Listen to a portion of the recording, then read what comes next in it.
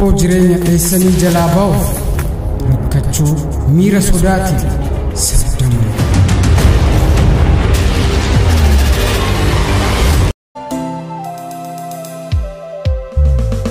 Onneen koo qulqulluun har'a si jaalataa balbala isaa banee taa'ee si eegataa jiru natti hin tolle yoomuma Madii dabarsine jiru.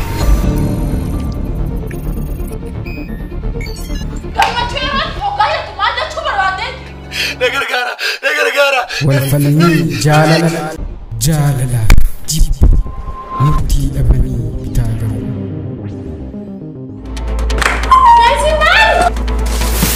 Baba, mana dhageenyaan isa beeku. Eessatti eenyu bira? Utiif. Yeeruuta. Namni wal fakkaata, manni wal fakkaata. I'm sorry for these people. Taasiyaa fi aruuzoo ol keessa laayita.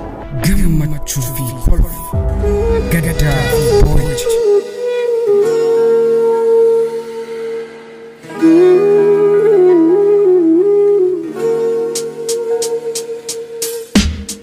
Miira ilma namaa irratti mul'atu hunda kan agarsiisu filmii Sardam.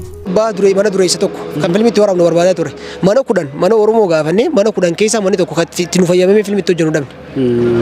Dhugaan baana Teedi Afrootu as dhufe yoo ja'an ilaa umrii 65 warri jiru dhufee ilaalaa jechuudha.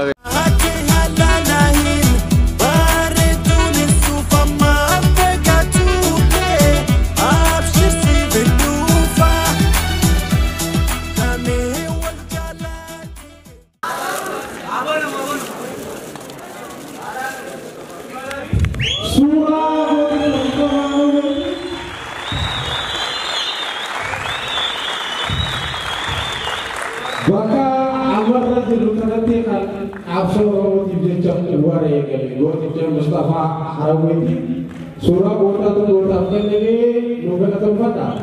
Dubartummaan osoo hin injifatinitti shoora guddaa tan taphatte taatota filmii keessaa waafiraa gara waltajjiitti afeerraa hamileen nu simadha. Isaan hundi badhaasaatummaadhaan jeetiin jira. Addatti waafiraa jajjabeessuun dirqama waan ta'eef wareegama guddaa qabaluudhaan shoora guddaa tan taphatteedha waafiraan asir gara waltajjiitti afeerraa. Hamileen ni xiqqaatti.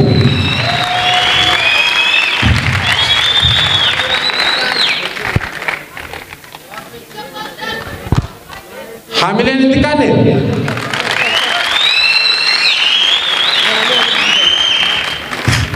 Habana bumi, kayaknya kayaknya di fam. Baname anu tu pipa monte kayak sejuru. Imban ini, ni.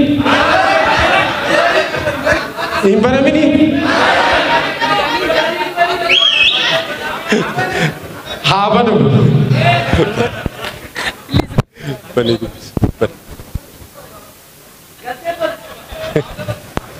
Kita makan banu India. Balik. Balik.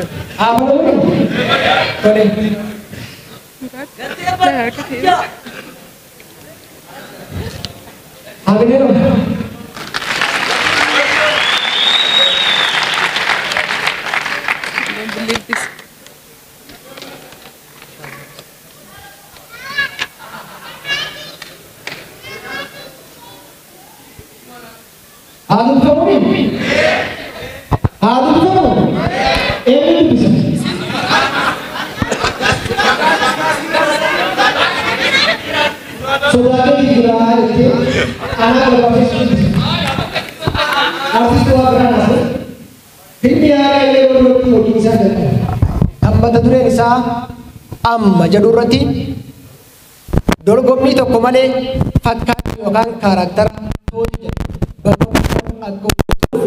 barreessaa filmichaatiin murtaa'ee jira jedha.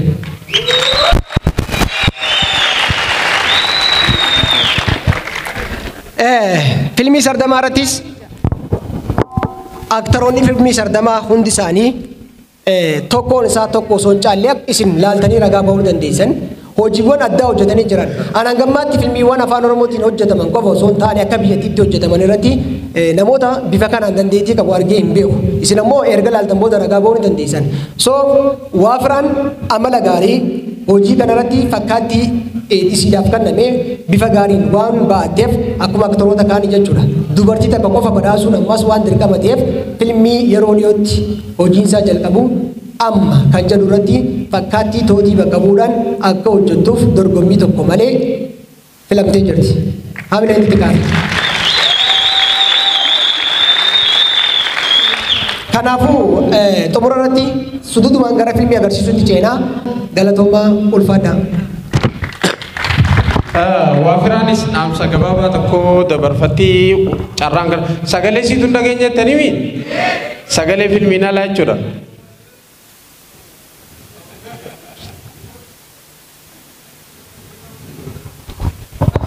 Rifadheetiin jira waan hin jiru beeku. So galatoomaa isinis nu kabajanii waan bika kanaan dhuftaniif jecha dardaraa dubiratti.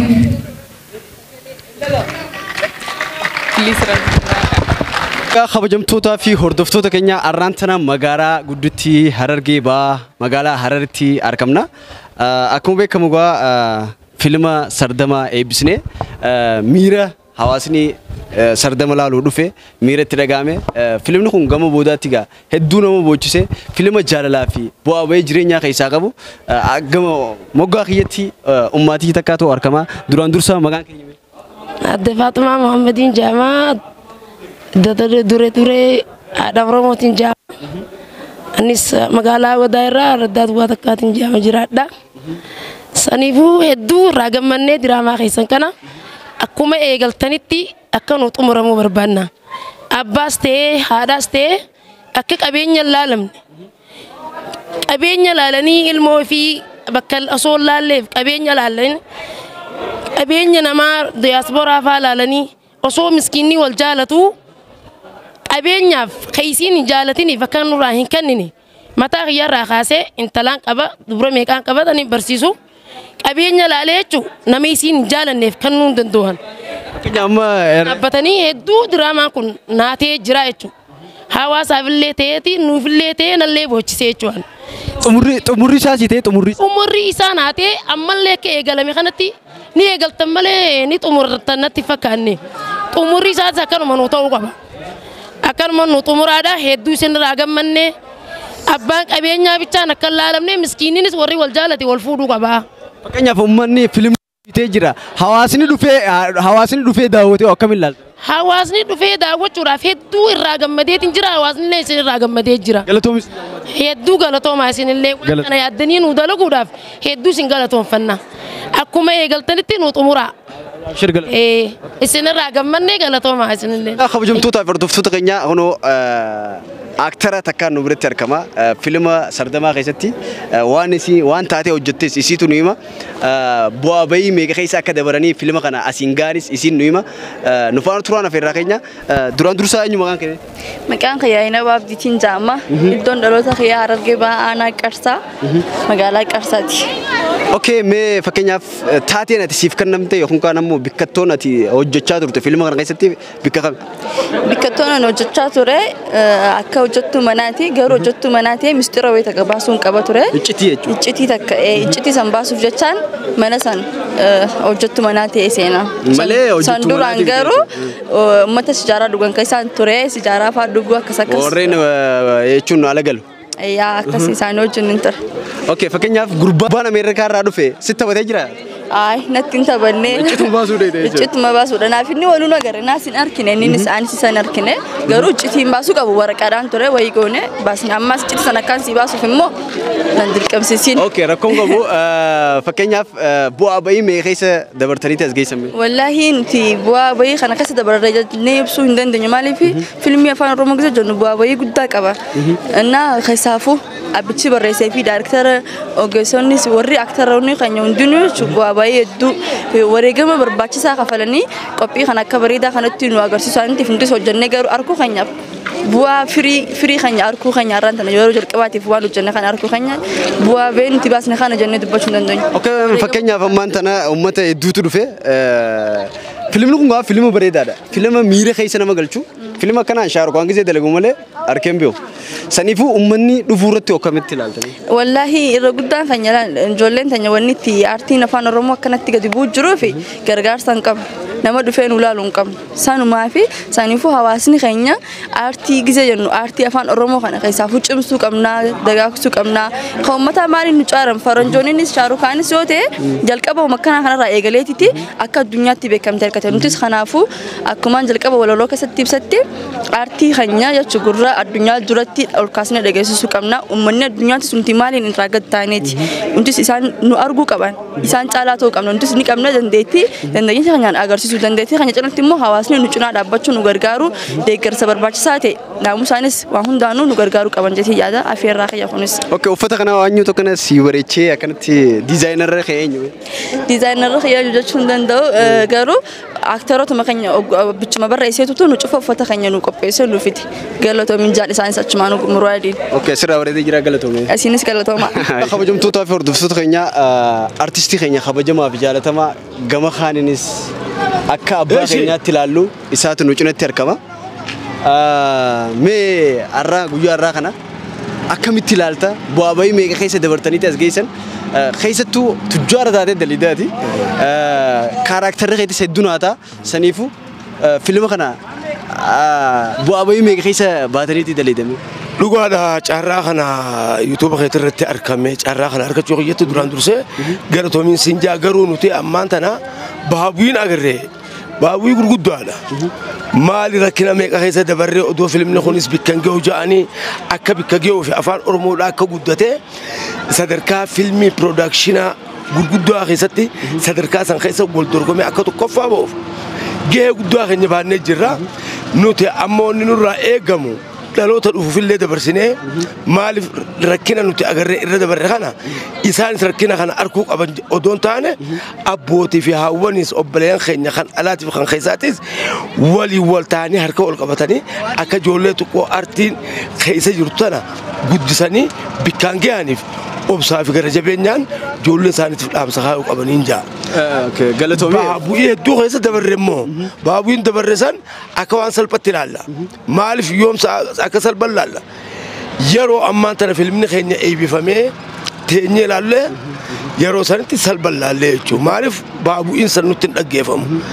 Amata takka guutuu daleeneeti sa'a takka yeroo filma san laalle sa'a takkitti sanitti dadhabbii san cufaa irraanfanne jechuudha. Maaliif hojii teenya ijaan agarree jechuudha.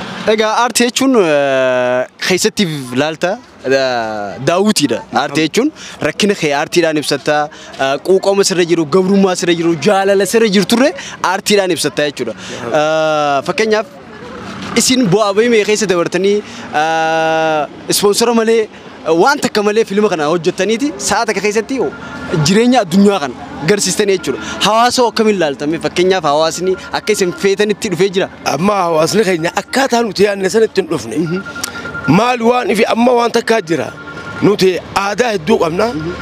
Aadoota keessaayis waan jibbamuu jira.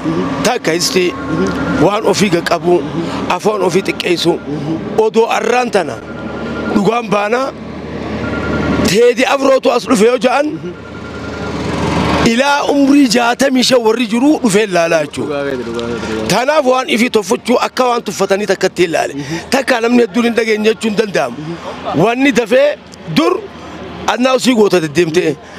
Amma laakiin immoo annaa usii guddaan teekinooloojii guddatee FB fi TikTok irratti gadhiifamee jira. Namni dhageenye jechuun dandeenyu. Namni TikTok ilaalle hin jiru. Namni YouTube ilaalle hin jiru. FB kan seenne hin jiru. Instagram kan seenne hin jiru. Garuu immoo maali?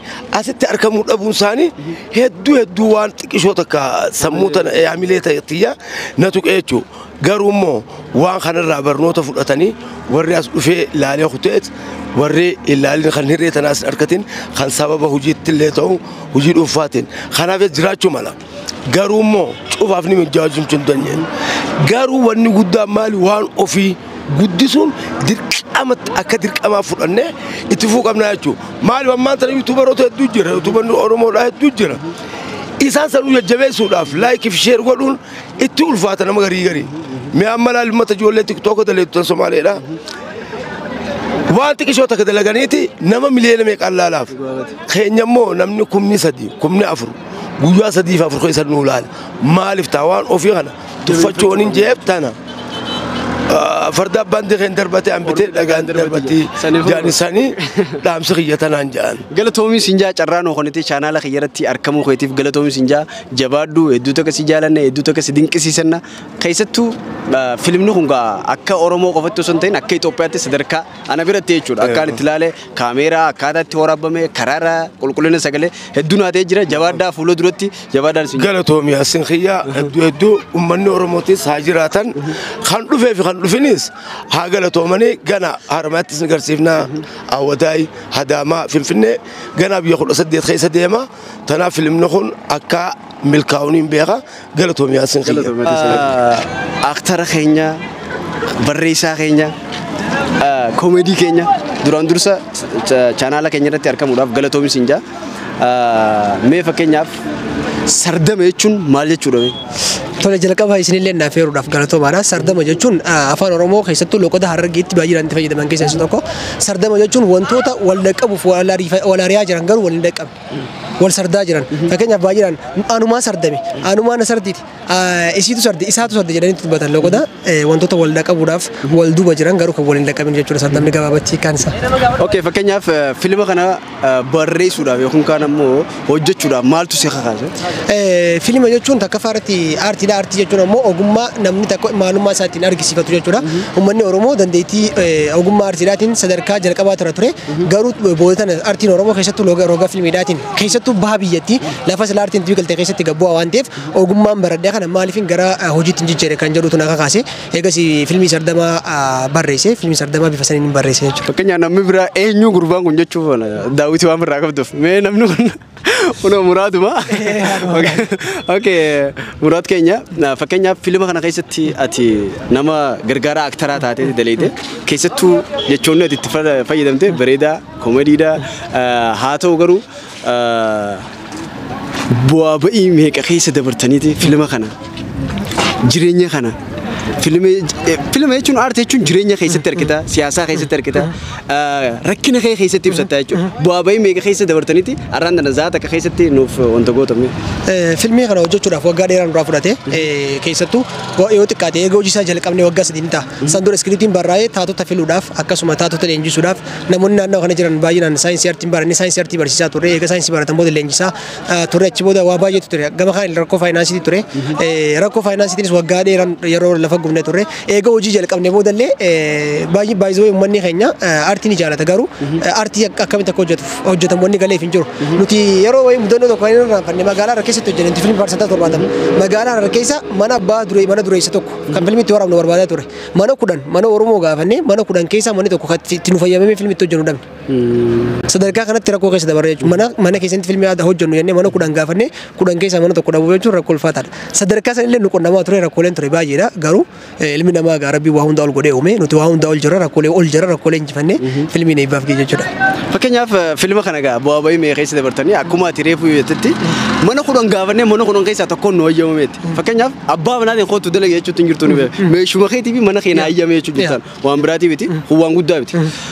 Garuu industiriin fiilmii addunyaadha iddoo fiilma itti dalaganii jira Hollywoodis haa ta'u Bollywoodis haa ta'u garuu carraan nuti qabnu kana ta'ee bu'aa ba'ii meeqa keessa akkanatti dabartanii ilaa namni mana isin didutti hawaasni gaafa fiilma kana eebbistanoo hawaasa akkamitti argitame fakkeenyaaf takka faaratti hawaasni keenya dhugumatti aartii ni jaalata akkuma isin jee garuu ammallee fiilmii kana eebbisuudhaaf namoonni dhufee gahaa miti tarii rakkina promooshinii ta'uu danda'a irratti hojjennee gahaadha jechuun hin danda'amu kuni kaduraati namoonni fiilmii kana laalee yookaan fiilmii kana daawwate already fiilmii kana maal akka ta'e yaadan hawaasa keessanii babal'isa jennee yaadna nutillee ganaadha inni hojjenne industirii fiilmii afaan Oromoo sadarkaa biyyaatti dorgomaa hin taasifna ayyaamshuu kanatti namanaan inumaatu bara 2015 keessa guyyoota 15 booda waraabbii fiilmii jalqabuutiif naaroo yoo xiqqaate fakkaate filmii lama sadii baasuu dandeenya. Industirii filmii ni ceesifna hawaasni keenya garuu gaaffii keessan deebisaa yaada keessan nu kenna waan gaarii hojjannaa nu eeggadhaa jechuun barbaada. Yaadni ni barbaachisaadha. Harka namaa dha'uu qofa osoo hin ta'in yaada.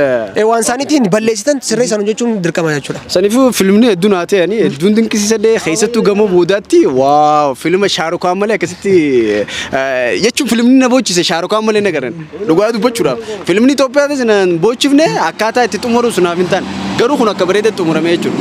Maaliif keessattuu jaarraa maqaa keessa dhootan jaarraan sun jaarraa abbaa gadaati moo eenyuun karaa gabaabaatti namoonni fiilmii kana maal akka ta'e baruu barbaadu maqaan taatota achirra filamee analaayisoo dalage fiilmiin erga mataa qaba nadii jira singitanii jira hangaatu meesin jechuun maal jechuudha mee isin kanneen hundaa'u analaayisii kana namoonni fiilmii ilaalee akka dalaguun barbaada maqaa kana gaafa argate iccitii fiilmii kana argachuu danda'a kana iccitii malee inni mamu jechuudha taatota hunda maqaan isaaniif kenname sirriitti fiilmii daawwadhaati analaayisii irratti dalagaa hiika barbaadanii argatan jechuudha.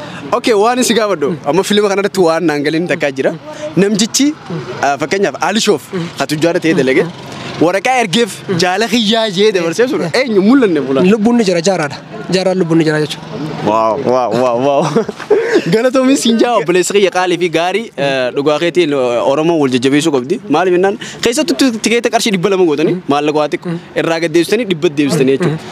Waan xiqqaadhaa hordoftootaa fi kabajamtoota keenyaa ilmaan Oromoodhaa nama keenya jajjabeessuu qabdanii wallaahi dhugaa nuuf dubbanne namni tokko fiilma akkuma gurbaan tokko jeetti Carqoos irraa maarree ilaa booleetti Mikaa'elitti dalaganii guyyaa borummaa makiinaan deemanii jechuudha. Saniifuu abbootiin qabeenyaa akka nama bira dhaabbatan maaliif Muraad jechuun nama dandeettii guddaa qabu nama bu'aa bahii meeqa keessa dabaree fiilma kana fide inni gizee baajaaji hin deemne gaanu dubbara saniifuu jabaadhu si nyaamura inshallah taala. Tale yaasa. Okay saniifuu